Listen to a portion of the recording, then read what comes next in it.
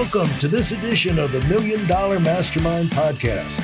This is where we pick the brains of high achievers from all walks of life and get their hard-earned, real-world insights on winning. I'm your host, Larry Weidel.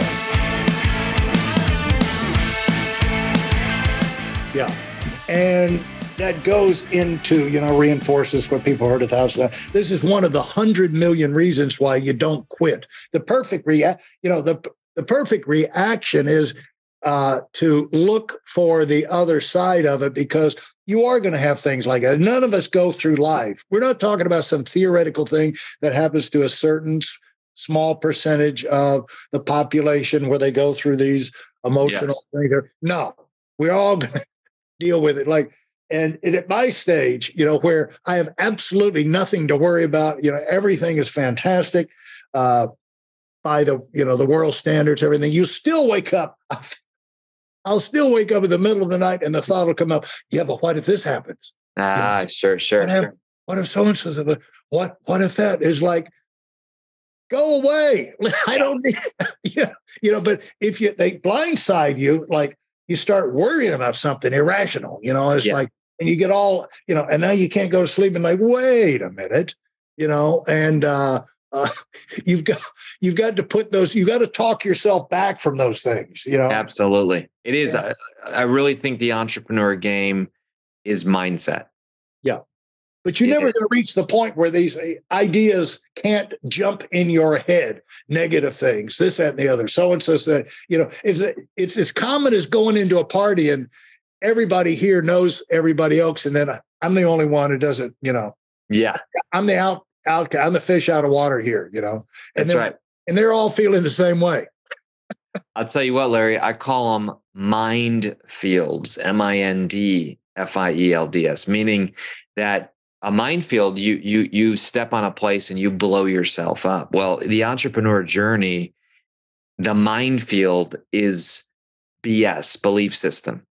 I've heard that before, and it truly is. You're not gonna outperform your self-image, and so if you do think about the struggle when I was a cutter, man. If I don't even believe in myself, how am I going to sell somebody to believe in a product or a service I can do?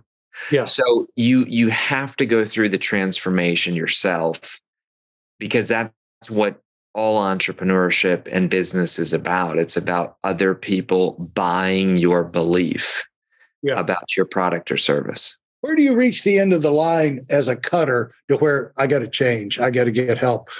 What do you do? Like, oh man, I'll tell you what you don't amputate your arm or something like that. What? Yeah, I'll tell you what happened. Where is the ultimate on that? Just says, this is ridiculous. I got to stop. It was failing a seminary class. And here's what I mean.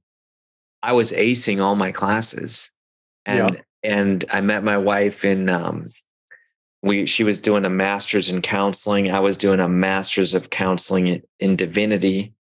We met, fell in love. I started to confide in her, but guess what? I'm in class, and you're supposed to practice counseling on real people, and they watch videos. And so the professor said, Kary, anytime you counsel somebody and they talk about pain, you emotionally run away.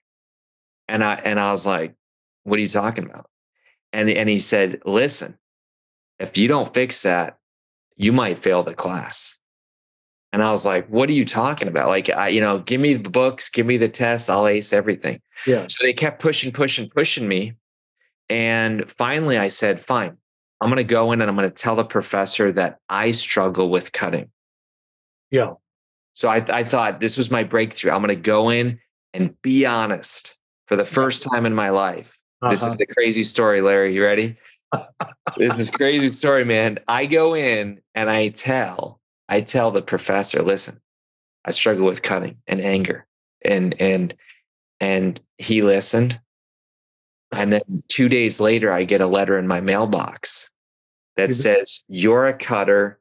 You failed the class. You're not fit to be a counselor. And this is, again, And again, this is supposed to be a Christian, a Christian place that helps you. So I went to my mentor, who is the vice president of the whole school.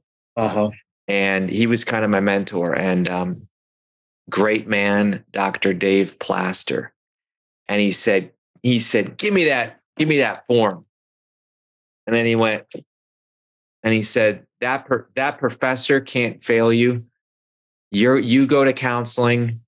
We're going to get that grade fixed. Well, guess what, Larry? And again, I'm not bitter, but it turns out that professor was having sex with a student in the class, going through his own pain and hypocrisy. And here's where I go with all this, Larry. The moment we have a breakthrough, the enemy goes after us. Yeah. And right there, I could have like gone down a very dark path and said, screw it, screw life, I'm done. Thankfully, that mentor stood up for me. Yeah. And that was my breakthrough. Yeah. That was my breakthrough. I went to the counselor. I started working on depression. I got on a little bit of medicine, but honestly, that wasn't what did it. And that was my breakthrough. Well, the thing is that I want to say to people that go through this thing, when you go through that, you're at that point and you get the big put down. Keep your eyes up and look for there'll be someone around you. Usually God does not let you the death blow by yourself. And if you just keep your head and eyes up, there'll probably be someone around you to come around and say, forget that guy. He's that's ridiculous. You're this, that, the other. Nobody thinks that way. In fact, I had a friend. Did you? Yeah. In Aspen, actually. I just sent him I just saw a picture I took of him several years ago. I just sent it out to him. But I'm remembering he came to me and he said, he wanted to have dinner out there this March or something. And he said, his daughter, he split from his wife early, and then he wound up living in the house, and they lived at different parts of the house for years because he was there for the young daughter. She was like, and born late and all of that. And the daughters loved him and he skied with him, do everything with him, and all kind of adventures all year long. They're like, super tight. Yeah, super tight. Well, she comes back from college and she says, Dad, I just want you to know everybody hates you. What? Everybody hates you. Mom hates you.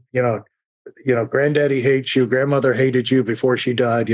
This hates you. They all hate you. I don't know what her point was. He told me that. And I've got to catch myself when I don't say their names because they're such close friends. But it's like, oh my gosh, when he told me that, and I could see the fear on his face, I just burst out laughing. We were the lobby of the Little Nell. I just burst out laughing.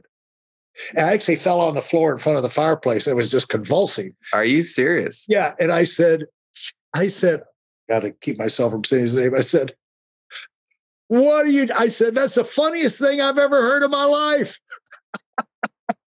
That girl loves you. I said, I don't know what kind of soup she swallowed back at school, or whatever. But I said, that's a passing phase. She just, that'll blow away. I said, I said, you're the one guy everybody loves. Wow. And I said, we all love, everybody respects you. I've never heard anything bad about you, And so, but it was like, you could see he wanted to, it like got him off the edge of like, my reaction was so overwhelming that it kind of helped him. You helped her out of that, but it was not manipulated. It was just spontaneous. Like, that's the most ridiculous thing of all people, but thank goodness, but he needed to hear that, He did, because that could have been a very dark journey. Yeah. Because his whole life has been, a lot of his self-image and everything is the relationship they have. And, but I don't know the comedian, but there's a famous comedian we all know who came up through the New York club scene. Okay. And he finally got an audience in front of a guy who was a booker for, Johnny Carson or Jay Leno. Sure. Yeah. And he finally got an audience with that guy. And he went in, and the booker said, he said, that's the worst set I've ever seen. He said, stop wasting your time on comedy now. You'll never be a comedian. And, he went down the checklist. You don't look like one. This, that, the other. Your delivery's wrong. Everything stinks. You're not funny. Okay? Do something else. Don't make us have to listen to you try and be funny. Oh, my gosh. So this guy's destroyed, his whole life, is listen. Yeah. He goes to one of his friends. He goes back to one of his friends and said, I just got crushed, by one. He said, well, what did he say? He said, blah, blah, blah, blah, blah, blah. He said, that guy said that. He said, of course he did, because he's an idiot. He said, nobody respects his opinion on anything. He said, that's actually a good sign that he didn't like it, That's probably an endorsement, He reframed the reply. I like that.